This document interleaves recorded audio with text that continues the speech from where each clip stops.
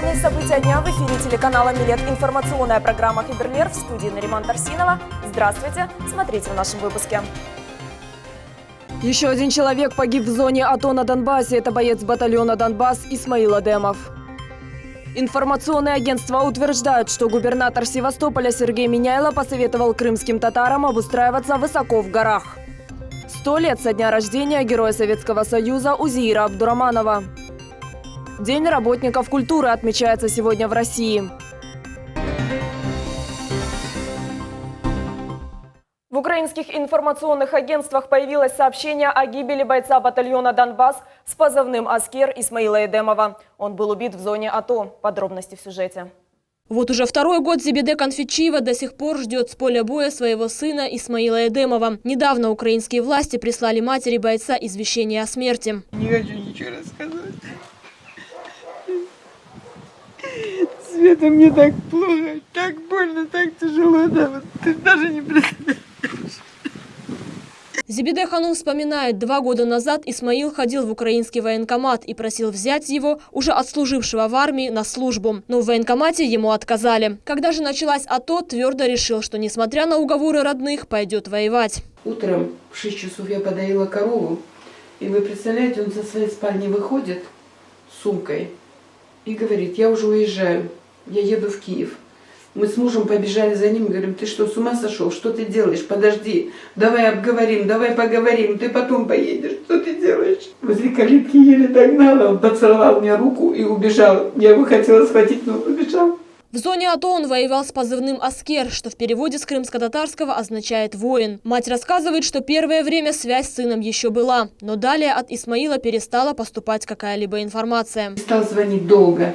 Не звонит, не звонит, не звонит. Потом мы его набираем, он опять не звонит, а потом позвонил и говорит: не звоните мне, я уже на войне. Мы уже на войне, мы уже воюем, мы в Донецкой области. Спустя 2 года в дом пришла бумага из штаба антитеррористического центра при службе безопасности Украины с соболезнованиями. Зебеде Ханум также рассказала, что ходила в различные инстанции, обращалась в украинские органы власти, пыталась разобраться, как помогает государство семьям воинов АТО, но так ничего и не добилась. Я чувствую, что он живой. Вот верите, не верите, я чувствую, что он живой. Или меня так Бог милует, чтобы я с ума не сошла. Напомним, бывшие лидеры крымских татар Мустафа Джемилев и Рифат Чубаров, а также организатор блокады полуострова Ленур Ислямов призывают крымских татар вступать в карательный батальон, базирующийся на территории Украины.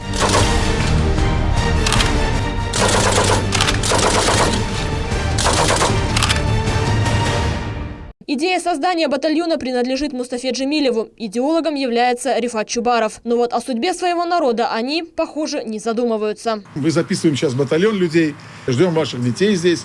Сражайтесь, да, прольется ваша кровь, да, некоторые из вас умрут. Умрете. Надо сражаться, надо освобождать свою родину с именем Аллаха на устах.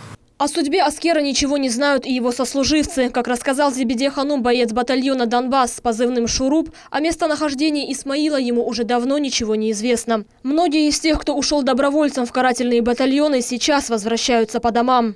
Крымские татары возвращаются. Сейчас очень много возвращается молодежи. Плюс к этой части можно добавить тех, кто проживает в Херсонской области. Они не хотят служить в вооруженных силах Украины и здесь скрываются у своих родных, родственников. Это молодежь призывного возраста, именно мужская часть населения крымских татар. Рассказывать о своем горе мать не может. Ей сложно сдержать слезы. Она хочет верить, что произошла ошибка, и ее сын все еще жив. Но надежда с каждым днем угасает. Левиза Сидблялова, телеканал «Милет». В одном из интернет-изданий появилось интервью губернатора Севастополя Сергея Миняйла, в котором он якобы заявляет, что крымские татары беспредельничали и беззаконно захватывали землю, в отличие от представителей других народов. Тем крымским татарам, кто хочет землю, он посоветовал обустраиваться высоко в горах. Эта публикация вызвала большой резонанс. Наша съемочная группа отправилась к губернатору Севастополя, чтобы лично разобраться, что он имел в виду и правильно ли истолкованы информагентством его слова. Некоторые представители средств массовой информации, они иногда извращают те слова, которые были сказаны. Разговор был про 2014 год. Группа представителей крымско-татарского народа подошла и сказала, что они представляют интересы крымско-татарского народа. что цель – это автономия и все остальное. Но что было мной тогда сказано, что мы все являемся сегодня гражданами Российской Федерации. Я, кстати, это на Курултае сказал, когда выступал, что сегодня не Украина, а Россия. И власть Российской Федерации, она работает на благо своих граждан в рамках своих полномочий. На этой неделе, 21 марта, в Ливадийском дворце состоялось совместное совещание с участием секретаря Совета Безопасности Николая Патрушева и полномочного представителя президента Российской Федерации в Крымском федеральном округе Олега Белавинцева, где основным в повестке дня выделили вопрос противодействия угрозам дестабилизации общественно-политической обстановки на территории Крымского федерального округа. В своем докладе на совещании Сергей Миняйло подчеркнул, что Севастополь – спокойный регион, в котором нет межнационального напряжения, вопреки тому, как пытаются представить ситуацию организаторы информационных вбросов. Там еще вопрос был задан, то же самое. Вот, что, а сколько крымских татар вы возьмете себе в правительство, какой процент? Я ответил, что я не беру в правительство работать или в органы исполнительной власти по национальному принципу. Я беру по деловым, моральным качествам и, естественно, профессиональным качествам. Поэтому тот вопрос, который был озвучен, он касался 2014 года. И сегодня, я когда об этом узнал, сам был немножко удивлен тем, что так можно преподнести. Кстати, на совещании в Ливадии секретарь Совета Безопасности Российской Федерации Николай Патрушев подчеркнул, что цель распространения ложных сведений об обстановке в Крыму – искусственно создать очаг гражданской нестабильности. Президент России уделяет особое внимание противодействию информационным нападкам. Постоянно ведется разъяснительная работа, чтобы донести, что простых людей пытаются использовать как рычаг для дестабилизации обстановки. Не секрет, что киевские власти вынашивают планы по дестабилизации ситуации в Крыму, в том числе с использованием национального фактора. На приграничных территориях со стороны Украины создаются экстремистские, националистические и военизированные формирования. Осуществляется транспортная, водная, продовольственная и энергетическая блокады Крымского полуострова. На антироссийской основе Киевом выстраиваются отношения с турецким политическим руководством. Цель всех этих действий – создать очаг гражданской нестабильности. В этих условиях важно повысить оперативность и эффективность противодействия любым проявлениям экстремизма и ксенофобии, обеспечить межнациональное и межконфессиональное согласие. Сергей Миняйло считает, что организации информационных войн идут по ошибочному пути, пытаясь разыграть крымско-татарскую карту. По его мнению, вбить клин между разными народами полуострова не получится. Разыграть национальную карту, посеять вражду между людьми, которые испокон веков вместе жили, вместе отстаивали свою родину, вместе защищали эту родину, вместе хотят строить свою жизнь, она успехом не увенчается. А они идут по подлому пути. Всевозможные информационные вбросы в интернете, искажающие ситуацию, провоцирующие конфликты на национальной почве, создаются нанятыми блогерами как со стороны Украины, так и со стороны американских грантодателей. По мнению участников совещания, все подобные действия связаны с экономическим и информационным давлением на Крым и антироссийской политической кампанией, развязанной западными странами. Но их слабость в том, что они говорят и пишут неправду. Асан Абиблаев, Аким Бекиров, Алишер Алимов, телеканал Милет. Столетие со дня рождения Героя Советского Союза Узеира Абдураманова отметили в Крымско-Татарском музее культурно-исторического наследия. Подробнее о геройстве и самоотверженности Узеира Абдураманова расскажет корреспондент Султания Ситакаева.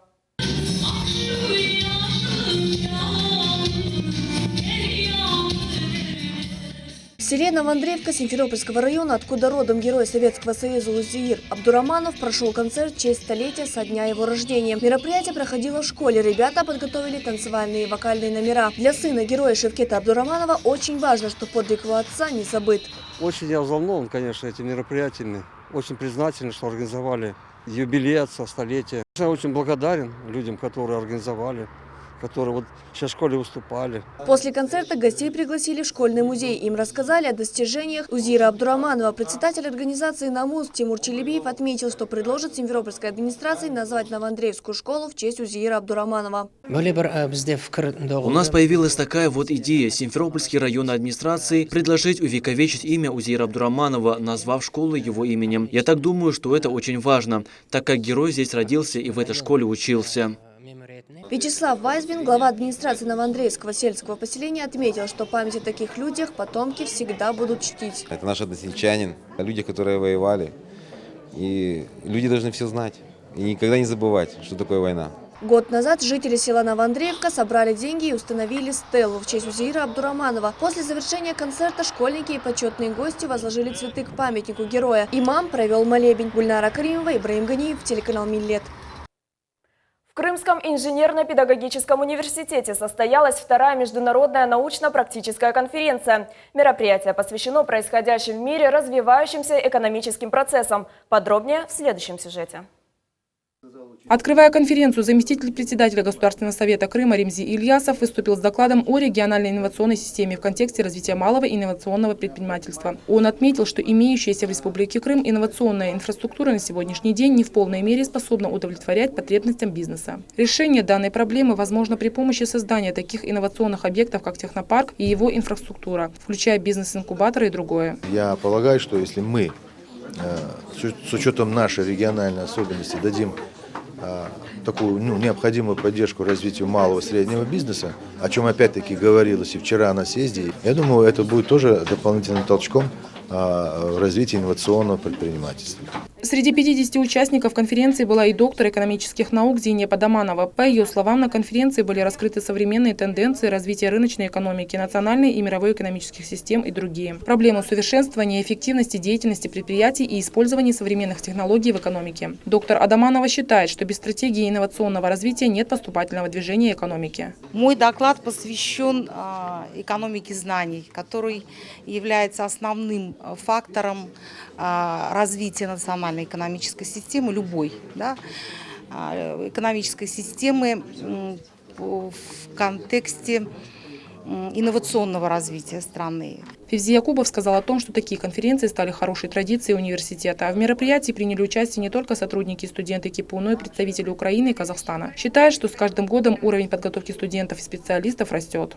У нас сейчас в университете создалась хорошая, я бы сказал, или началась создаваться хорошая экономическая школа. У нас работает 7 докторов, профессоров, я уже кандидатов наук не знаю сколько.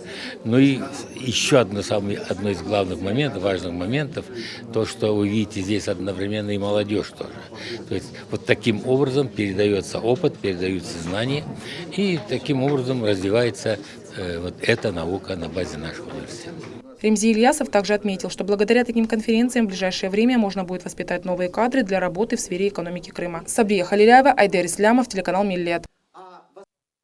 Нужны ли бэйби-боксы в Крыму? Эта тема обсуждалась на круглом столе в Крымском республиканском институте постдипломного педагогического образования. Участниками обсуждения стали руководители общественных организаций, представители духовенства и преподаватели. Бэби-боксы – это специально оборудованное место для анонимного отказа от ребенка и передачи его на попечительство государственным службам и органам. Коробку или ящик, который биологическая мать может подбросить новорожденного младенца, устанавливают в ряде стран при медицинских учреждениях и при религиозных организациях. У нас такой традиции нет. Предложение ввести эту практику вызвало общественную дискуссию. В любом здоровом обществе отказ от детей должен осуждаться, а не поощряться, заявила руководитель межрегиональной общественной организации «Русское единство» Елена Аксенова. Эти ящики, они позволяют приблизить отказ от ребенка к норме, а это категорически недопустимо. Если есть такие регионы или вообще Государственная Дума способна принять такой закон, тогда давайте инициировать противовес. Уполномоченный по правам ребенка в Республике Крым Ирина Клюева рассказала, что в Крыму бэби-боксы для новорожденных подкидышей пока нет. Но в России места для анонимного оставления детей начали появляться с 2012 года. От 10 до 12 субъектов присоединились к этому вопросу и внедрили на своей территории так называемые бэби-боксы. Имам Симферопольского района Раим Гафаров отметил, что практика установки ящиков для подкидышей может способствовать разрушению института семьи, подрывая традиционные семейные ценности и нормы общества. Мы постоянно твердим о том, что оставлять ребенка является большим грехом. Будет спрос от Всевышнего и отца, и от матери ребенка. Председатель комитета крымско-татарских матерей Ленара Рустамова считает, что бэби-боксы не обеспечивают ребенку право на жизнь. Право на жизнь обеспечивается детям в крепкой родной семье. Лично я, как мама, категорически против. Это будет давать зеленый светофор какой-то аморальности. Это неприемлемо ни нашей вере, ни нашей культуре, ни нашему внутреннему духу. Все участники круглого стола единогласно приняли резолюцию о том, что они против установления в Крыму бэби-боксов. Султания Такаева, Алишер Алимов, телеканал Миллет. В Крымском инженерно-педагогическом университете был проведен диспут-клуб. Участники обсуждали, как быть успешным человеком и как сохранить национальную идентичность. За ходом острой дискуссии следила наш корреспондент София Шукурова. Организатором диспут-клуба выступила недавно представленная инициативная группа крымско-татарской молодежи с проектом «Медини Крым». Культурно-просветительский проект «Медини Крым» направлен на молодежь от 17 до 30 лет, которые будут предложены тренинги, мастер-классы, семинары, лекции, ознакомительные поездки, которые помимо образовательных целей преследуют цели сплочения и установления дружеских контактов между участниками программы. Поскольку мы являемся очень малочисленным народом, для нас это критически важный момент, то есть знание нашей истории, нашей культуры, нашего языка. Сегодняшнее мероприятие было первым, по плану мероприятий в проекте. Это был диспут. Обсудив, молодежь пришла к такому выводу, что достаточно легко идентифицировать себя как представителя крымско-татарского народа и быть успешным. Беседа побудила участников к активным размышлениям и желанием найти для себя оптимальное решение затронутых проблем. Председатель комитета крымско-татарской молодежи Аслан Смирнов принял участие в диспуте и высказал свое мнение о том, что по-настоящему важно для успешного человека. Каждый крымский татарин, он должен в первую очередь быть мусульманином, чтобы мы каждый себя считали мусульманинами. После уже крымские татары. Чтобы каждая деятельность, она была связана, успешный человек, делать все так, чтобы это было со всех точек зрения справедливо, правильно, с точки зрения национальности, с точки зрения религии. Это два основных аспекта. По мнению известного среди крымских татар свадебного фотографа Смаила Тантаны, каждый должен после себя оставить память. Он рассказал, что недавно сделал общее семейное фото в стиле ретро. Многие оценили эту идею. Фотография подсказала тему для организации флешмоба, который пройдет в скором времени. Реализовался как учитель тоже, потому что есть такой результат, как я уже выпустил детей, и мне очень приятно. Это танковская гимназия-интернат. Именно как самоидентичность, я стараюсь объяснить всем то, что не надо забывать, не надо стесняться, что мы как крымские татары, и это нормально, и мы можем разговаривать на крымтарском языке. По поводу того, что как я вношу что-то, элементарный хапах на моей голове, я думаю, это какой-то приносит пользу, и человек уже сразу понимает, машалла, бывает. Следующее собрание молодежного диспут-клуба состоится 31 марта. Темой для обсуждения будет развитие личности. София Шукурова, Диляра Шевкетова, Рамазан Аливапов, телеканал Миллет. В Республиканской библиотеке имени Франко в Симферополе состоялась презентация книги «Полная луна» известной поэтессы и переводчицы Венеры Рябчиковой. Член Международного сообщества писательских союзов, Союза писателей Республики Крым и Межнационального союза писателей Крыма, она известна в современной литературе как Юлдус. Гостеприимная поэтесса встречала лично всех гостей и не обделила вниманием никого. Она рассказала о своей семье, деятельности, о увлечениях. Воспитывалась Венера Эргашаевна в духе восточной поэзии и выбрала направление в литературе, тоже связанное с традициями Востока. В своих произведениях Юлдус размышляет о высших моральных качествах, отношениях между родителями и детьми. Также не оставляет без внимания свою родину – Крым. Очень хочу выпустить книгу переводов «Дворец под звездами». Это переводы наших крымско-татарских поэтов, начиная с крымских ханов и заканчивая сегодняшними молодыми поэтами. На мероприятии присутствовал и муж писательницы. На протяжении всего творческого роста именно он поддерживал и помогал своей спутнице. Вот она на моих глазах выросла, что ли, так она. Она писала и раньше, давно, как-то когда мы встретились, начали дружить, и потом стали мужем и женой, да, у нее, ну, как бы вот произошло второе рождение, скажем, да. Тематика работ Юлдус очень разнообразна, но особое внимание она уделяет Бахчисараю, так как испытывает к этому городу особое чувство. Презентацию посетили многие известные крымско-татарские деятели, писатели, поэты и ученые. Мне редко снится бабушка моя, но я, уединясь, с ней говорю все чаще. О прошлом говорю и настоящем, светящихся и нам светящих. О лучших временах с ней вспоминаю я. На сегодняшний день можно с уверенностью сказать, что количество читателей и ценителей творчества Венеры Рябчиковой увеличивается. Поэтесса открыто выражает свою благодарность всем, кто помогал ей подниматься по творческой лестнице. И, конечно, благодарит своих преданных читателей. Она полна сил и надеется, что еще не один десяток лет она будет радовать нас своей поэзией. Лилия Виджатова, Аделя Топчи, Алишер Алимов, телеканал Миллет. В Симферополе отметили День работников культуры России. Праздничный концерт провели в Симферопольской детской музыкальной школе имени Рахманинова. Алимека Айбулаева расскажет подробнее. Веселье и праздничное настроение царят в актовом зале детской музыкальной школы имени Рахманинова. Воспитанники этой школы и культурно-досугового центра микрорайона Каменка порадовали работников культуры своими яркими выступлениями. Лиля Мамбетова танцует в ансамбле «Нефес» уже 3 года. Девочка признается, что преподаватели всегда поддерживали ее желание заниматься хореографией. Мне очень нравится танцевать, потому что это меня расслабляет и делает сильнее. В нашем культурно-досуговом центре работают хорошие профессионалы, которые меня обучают. Я этому очень рада. Заслуженные артисты крымской эстрады Алим Алиев, Левиза Чалбаш и хореографический ансамбль «Нефес» на протяжении часа радовали зрителей своим искусством. Сегодня выступает вот мой воспитанник Давид Бухаров, он споет песню, и мы с ним в дуэте тоже споем.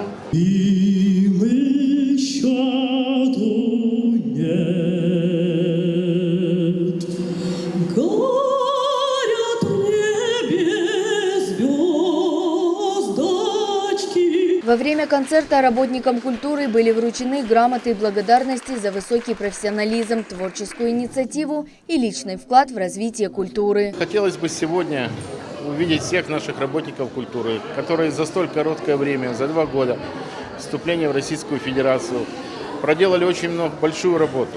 Это и переход на законодательную систему Российской Федерации, появились новые творческие коллективы, появились новые фестивали, конкурсы. День работника культуры празднуется всеми представителями творческих профессий, которые проявляют свои таланты и способности в искусстве, кинематографии, книгоиздании, сотрудников домов культуры, музеев и библиотек. Алимека Айбулаева, Виктор Еланцев, телеканал Миллет. Это все новости на сегодня. Хороших выходных. Всего доброго.